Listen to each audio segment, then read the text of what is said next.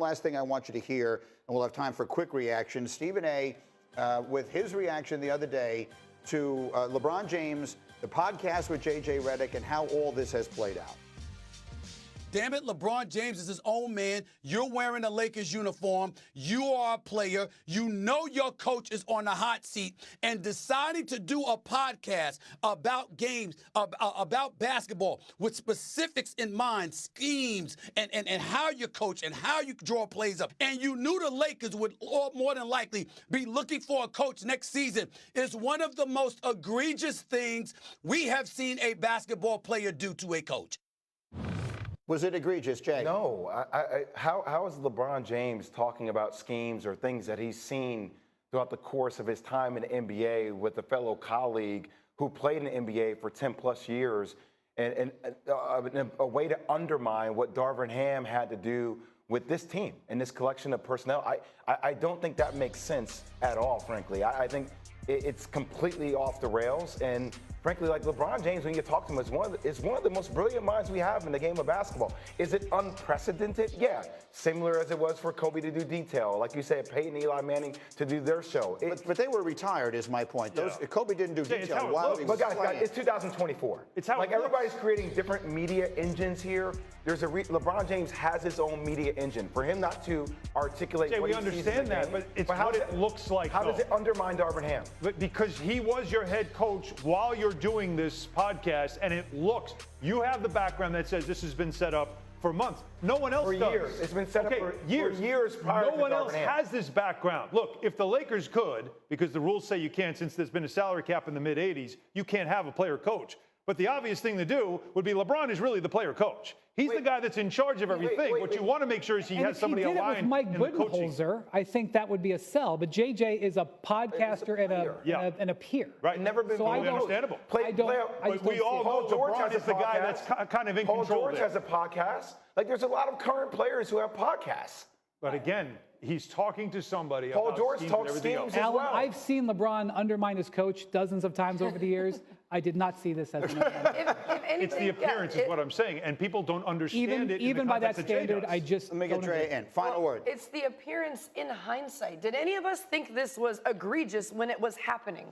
I don't think it's egregious. I don't think it's egregious. No, I don't think it's, again, I don't think it's egregious at all. In fact, I think this is what you want. LeBron is the guy in charge. Have somebody aligned with him that he trusts as a coach. It makes sense. Quick question.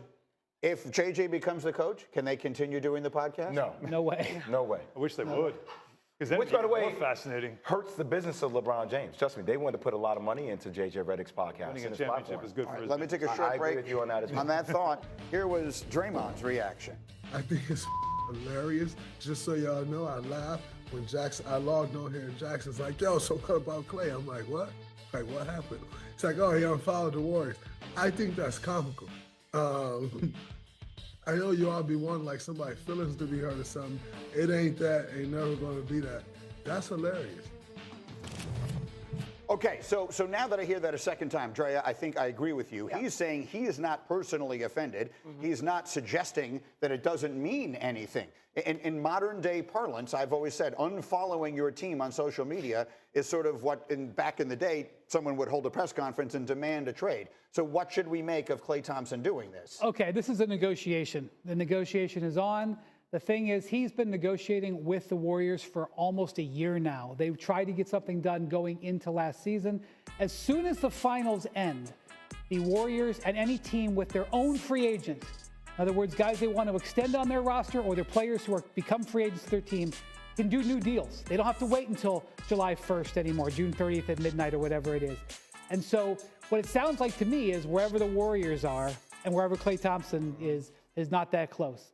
And this is him negotiating, just as other people in the past have negotiated in similar ways. It just feels different when a player who has been so important to a franchise, I mean, he's a cornerstone player for the franchise. And so to think that it's gotten kind of, yes, I get it. I understand what you're saying. But that there's sort of a sense of it's gotten ugly when a player does this as opposed to friendly, that it feels different. It hits different that it's Klay Thompson, I think, than it would with most other people.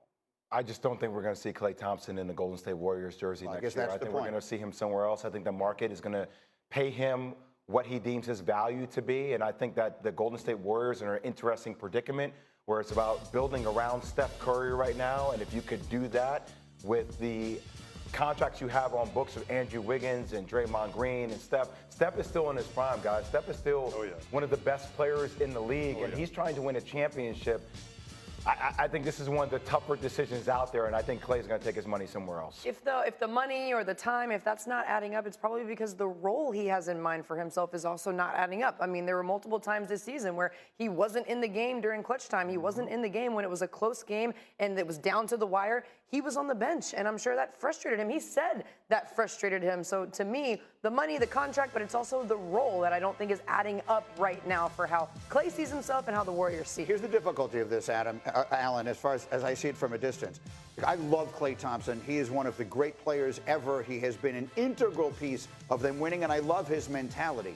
But the reality is he is no longer what he once was. What he once was the second best player on a championship caliber team. That's an extraordinary thing to be. He's still a very effective player, but he's not that. And if he wants to be treated as that, I think it's going to be really complicated. Yeah, and I think that's probably what it is that maybe he's already hearing what his role would be going forward in Golden State. And he's like, you know what, I'm not about that right now. It's nothing to be ashamed of to transition into a six-man of the year candidate on a great team or a team that still has championship ability.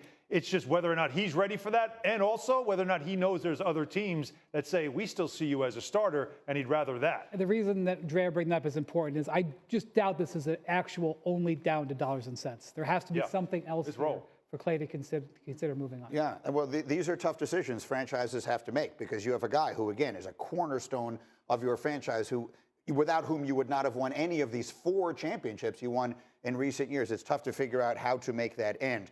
The next one, so Joel Embiid, and Wendy's going to tell you exactly how this happened. Joel Embiid was on our set for NBA Countdown on Friday night. As you'll hear, he sort of takes himself into Philadelphia's offseason when he's being asked about Boston being a dynasty. And watch what he does with Paul George sitting right next to him. I can't stand them. I hate Boston. You know, great city, great fans. You know, obviously they got some great players, but he hurts me a lot. So hopefully, you know, this offseason we find a way to get better and, you know, add some pieces. And, yeah, so. Add some pieces. Look at here's Stephen A. That's so painful. He's so ready to go. Again, that's Paul George sitting right next to him. That he's making that up. Take us through exactly how that happened. Just so you get rid of conspiracy theories, Joel Embiid shows up to the game with Josh Harris, the owner of the 76ers, to take in the game. He's in the tunnel. He runs into our Tim Bontemps, who covers the Sixers, knows Joel very well. Says, "What are you doing?" He goes, "I'm just here." He goes, "Hanging out. You want to go? Hey, you want to go be on Countdown?" I think Tim was kind of joking. And Joel's like, "Sure, I'll go be on Countdown." And the people were like, "Get him a mic." And so literally Bontemps walked him up to the set. I'll go. He went through the concourse. Hey, let's go up to the set. So I don't think Paul knew he was coming. I know that our producers didn't know he was coming. If he was doing something conspiratorially, it's fine, but it was not until Bontemps suggested it. I will just say this. They have been able to negotiate with Paul George again for a year, the Clippers this is. They know that these teams are interested. The 76ers did not need an eye roll to signal their intentions that they were going to go after Paul George. It was funny, and I loved it. It's one of the reasons why Joel's one of the biggest trolls in the league. But they still have not offered him a contract that's led him to take himself out of the market, which he could as soon as the finals are over. If he doesn't, if we get to June 30th and Paul has not extended, it'll be very clear that the open season. Okay, so Jay, Will, math has never been my strong suit. So help me with this. Okay, Joel Embiid plus Tyrese Maxey plus Paul George equals what? That's a championship run. I mean, that's a championship caliber three-person team right there. I mean, look, and I think it's the fact that Paul George's personality goes extremely well with the likes of Joel Embiid and Tyrese Maxey, right? Like, he's super. Have you ever listened to his podcast, Playoff P? Like, he's super competitive, but it's very much in a controlled demeanor all the time with how he sees things. And I think also his ability and his skill set to play alongside Joel Embiid with Maxey pushing the ball and the way they can play, he's the best complementary player in the market that would help the 76ers and Daryl Morey achieve their goal. It would also take a little bit of pressure off of Joel Embiid in the regular season to have another player that can play with the ball in his hands, that can play without the ball in his hands, because what have we seen with Joel Embiid? He's hurt in the playoffs. If they add another piece that can put up big-time points on the board, take a little bit of pressure off him, maybe he has a season where Joel Joel Embiid makes a healthy playoff run with them, which, yes, makes them championship contenders. And quickly, Wendy, make the point that you made earlier for our audience that's just joining us here about how Paul George, it doesn't have to be a team that has all of this salary cap space that could acquire him. Paul George has what we call the Chris Paul move in his pocket. Chris Paul did this with the Clippers years ago. He has a player option for next season. So it's not simply signing with the Clippers or going on signing with a team that has $50 million in cap space. He could say to the Clippers, I am going to walk and go to the Sixers or another team. Unless you trade me, I pick up my option and trade me. That brings in a whole nother set of teams. For example? A team that this could work for, I'm not saying this is what is happening, would be the Knicks. The Knicks have the assets to make that type of trade.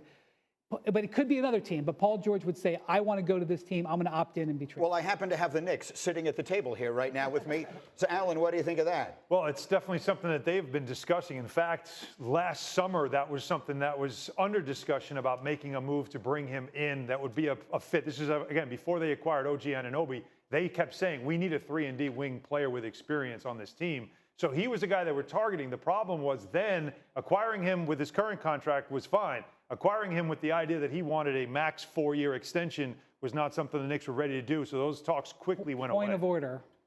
In theory, the Knicks could trade for Paul George and still re-sign OG Anunoby. It wouldn't be either. That was going to be my question. How much would the 76ers or the Knicks or any other team, what would they have to lose to get Paul George's? That's if OG wants to stay. Well, either. Correct? Yeah. Yes. Yes. So it's a matter of managing Yes. contracts. The conversation has a lot of people in New York very nervous right now. Well, we might start finding this out as soon as tomorrow morning, you're saying, if the finals end. If the finals end, the Knicks can do a deal with OG Anunoby 10 minutes after, if it works out. So we'll start finding it out.